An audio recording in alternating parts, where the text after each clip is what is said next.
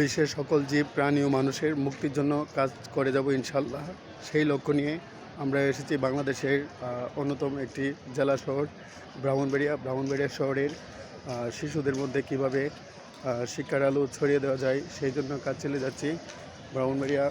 অন্নদা সরকারি উচ্চ বিদ্যালয় এবং ব্রাহ্মণবাড়িয়া উচ্চ বিদ্যালয় বা বিবাড়িয়া স্কুল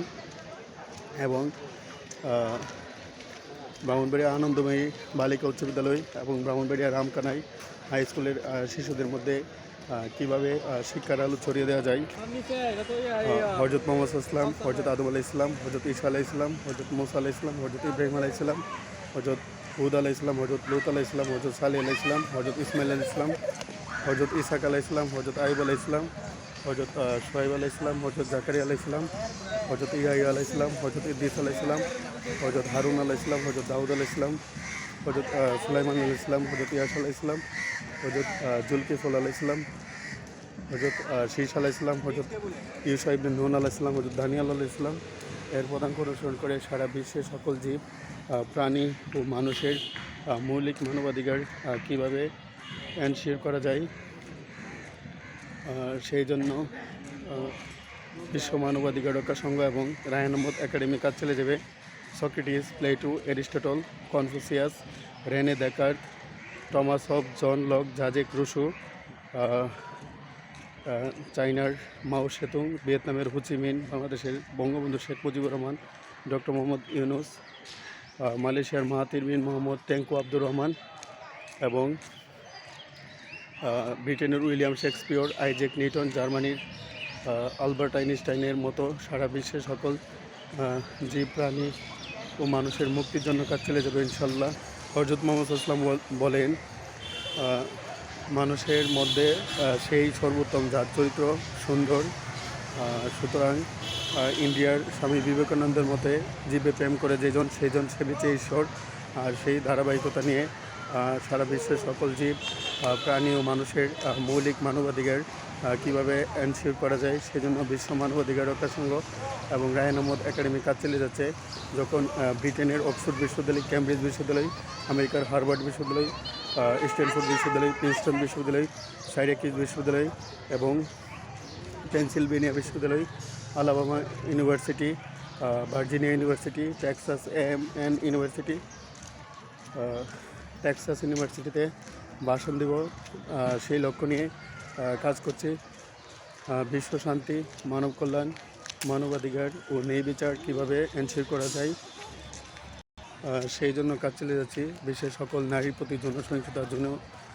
নিপীড়ন, যৌন হয়রানি এবং সেক্সুয়াল হ্যারাসমেন্ট কীভাবে বন্ধ করা যায় সেই জন্য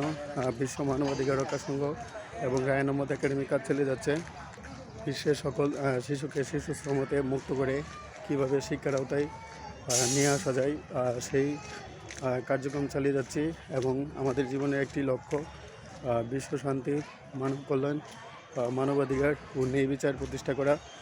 সেই জন্য বিশ্ব মানবাধিকার রক্ষা সংঘ এবং রায়ান আহমদ একাডেমি কাজ চালিয়ে যাচ্ছে। সারা বিশ্বের নির্যাতিত, নিপীড়িত, বঞ্চিত, অত্যাচারিত মানুষের মুক্তির জন্য কাজ চালিয়ে যাচ্ছি এবং সারা বিশ্বের সকল শরণার্থী মানুষ বা রিফিউজি পিপলের কীভাবে অধিকার এনশিওর করা যায় যারা মায়ানমার হতে বাংলাদেশে এসেছে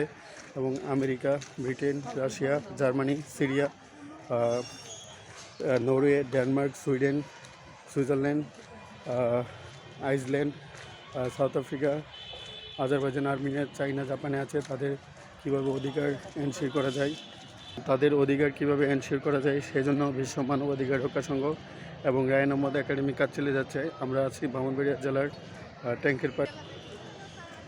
বিশ্বের সকল জীব প্রাণী ও মানুষের মৌলিক অধিকার নিশ্চিত করার জন্য কাজ চালিয়ে যাচ্ছে এবং বিশ্বের সকল দেশের পরিবেশ দূষণ কীভাবে মুক্ত রাখা যায় সেই জন্য কাজ চালিয়ে যাচ্ছে এবং বিশ্বের